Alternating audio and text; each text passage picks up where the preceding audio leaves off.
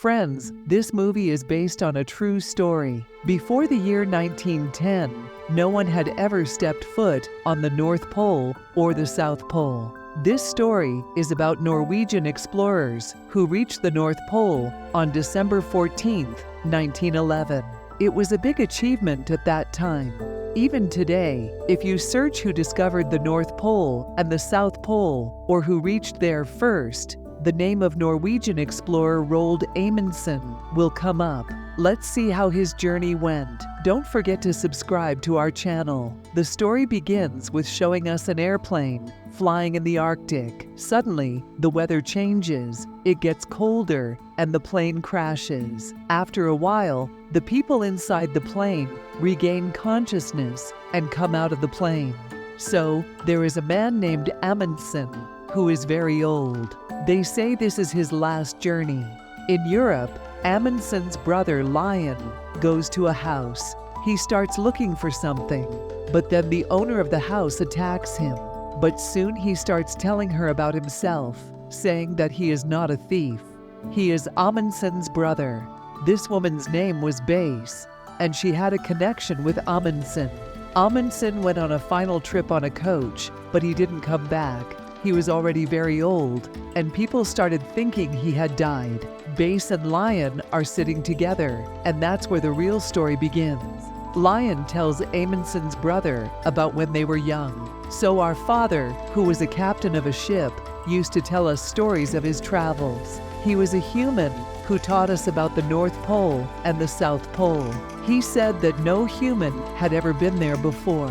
He loved the stories of Amundsen, who explored those places. The North Pole and the South Pole were always on his mind. He would stay up late, reading books about explorers and preparing himself for tough conditions, like keeping himself in cold water to toughen his body. In those days, a Norwegian explorer had crossed Greenland and returned as a winner. We saw his success with our own eyes. This inspired Amundsen to have a strong desire inside him. One day, we heard the news that our father's ship had sunk in the sea. We couldn't even find his body. A few months later, our mother fell ill and also passed away. But Amundsen always kept his dreams alive. When we grew up a little, we went to snowy areas in Norway.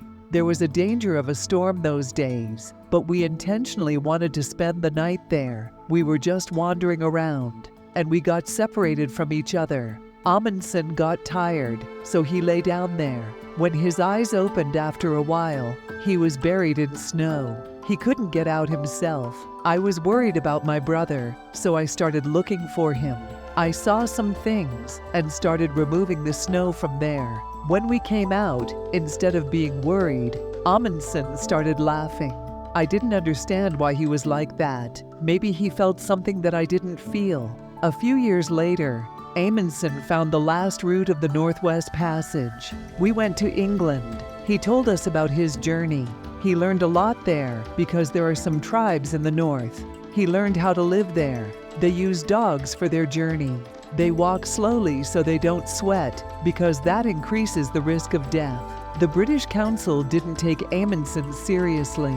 And why would they? How could they praise a Norwegian? After the meeting, Amundsen meets British explorer Scott at a party, and from his conversations, Amundsen learns that Scott is going to the South Pole. If he succeeds, it will be known as the last exploration of the world. Scott had dreamed of discovering the poles since childhood. He talks to his brother about it. These two plan that Scott has been preparing to go to the South Pole for the past 4 years. He studies the weather there. Amundsen and Lion have made a secret decision to keep something hidden from the British so they don't find out. They only tell their ambassador about it because he was going to give money for this course. The ambassador had told Amundsen and his brother that he would give them money for this course, but they would have to go to the North Pole to prove some theories right. This means it will be a scientific exploration. Amundsen and Lion prepare a team. Just a few days before they leave, they find out that a person named Frederick has claimed that he has already been to the North Pole. but he hasn't provided any proof yet. Still, he was getting a lot of attention everywhere. Amundsen feels unhappy when he hears this news. It is said that the search is over. He was very sad. That evening, an idea comes to his mind that where all the things, the bad ones, are with them, why not go to the South Pole instead of the North Pole? They make the decision, but the ambassador does not give him permission for this. So Amundsen had to keep this a secret. They load supplies on the ship, and when they leave, they send a letter to the ambassador saying that they have left for the South Pole. When the news reaches the British explorer Scott, he doesn't like it. He says it's not a search, it's a competition. Before starting the journey, Amundsen asks his crew if they will support his changed plan. Johnson is not happy with this decision. Even though he doesn't want to, he says yes. In a few months, they reach Antarctica, the coldest place in the world. They build their base there. In September 1919, a group of people were trying to reach the South Pole for the first time, but they couldn't go further because there was a dangerous snowstorm. They were afraid of getting separated from each other. Amundsen told everyone that they had to find their way back alone. Many people returned to the camp. Johnson and a boy arrived at night. Johnson had helped the boy. Johnson got angry at Amundsen for being selfish and only caring about his own name. Amundsen told him that this was a journey of death. Didn't I clearly say to find the way alone? Losing someone, dying, getting hurt, these things are not a big deal. You should have thought about it before going on the search. The next day, Amundsen sent Johnson back and told him to make a map of the area nearby. Then, on October 20th, they tried again to reach the South Pole. The weather changed a little bit. They left their camp and set up small camps in different places. The journey was becoming difficult, and the days were passing. One day, one of them went to pee. They were actually on a glacier. Suddenly, the ice started to break. They managed to save themselves by holding on to each other, but their supplies fell. Even if their food had lasted, they could have ended their search because Amundsen had learned in the north that dogs are good to use in the snow. That's why he brought dogs with him. They were pulling the same supplies that a British explorer had. Scott didn't choose dogs, he chose horses. Anyway, he was behind them. After a month of walking, they reached the mountains where Amundsen named each peak after his team members. They had run out of food by then. They were going to eat the dogs from now on. They continued their journey, and finally, 40 days later, they reached the center of the South Pole. They were all very happy. Amundsen's dream had finally come true. They celebrated there and raised the flag of Norway. Amundsen left a letter for Scott saying that if they arrived there after them, they should deliver the letter to the King of Norway, and he hoped they would return home safe and sound. Actually, Amundsen took a long route, so it would take him a long time to return. Scott took a shorter route, so he would reach home before them.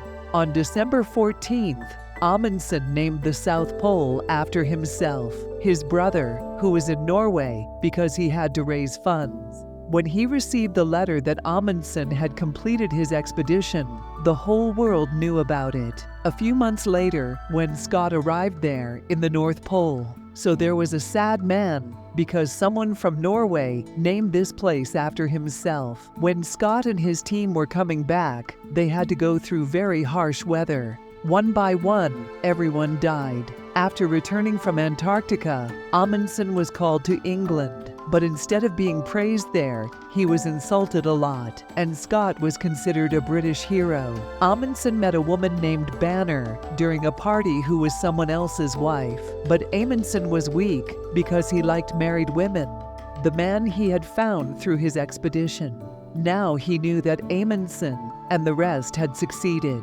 With great sadness, he takes his own life. In Norway, there is a big celebration in Amundsen's name, and Amundsen says that his journey does not end here, but now he will go to the North Pole and prove polar caring reporting Flow TV. This will be a 5-year search that will make Norway proud. Well, everyone was happy, but Bees wasn't happy about one thing. She wanted to stay with Amundsen, but Amundsen told her that he would come back soon. Then they would be together. After a few years, Amundsen and his companions built a ship for this exploration. They named it Maun. Their goal was to study the flow of water, but this expedition was very risky. The people who invested their money in this day, he escaped a bear attack. Over time, his interest was fading away. One day, these people were on the ship when some people came for help. They were from the nearby tribes. Their little girl was sick, and these people were helping her. Slowly, Amundsen started to bond with their daughters. He considered them as his own daughters. The girls were also very happy with Amundsen. Now they started living on the ship.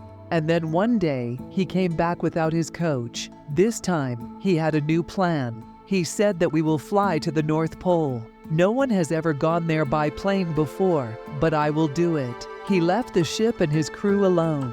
He stayed in that snowy hell for 7 years. In the end, he went bankrupt. Many of them died, and those who were alive had their lives ruined. Amundsen was selfish. He went to his brother to collect money for another plane, but his brother didn't help him this time. Amundsen had changed. He started seeing his coach as a game. Their paths diverged. After a few years, Amundsen somehow found money and bought a plane. He went to the North Pole, but his plane crashed because of the cold. They stayed there for a few weeks. The people in the world thought maybe he died, but that wasn't the case. They fixed the plan again and came back. Base and Lion were at home when they heard the news that Amundsen had completed his exploration. A few days later, Base and Lion went to meet Amundsen. But Amundsen had now left his brother, just like everyone else. Many years had passed, so Amundsen had become old.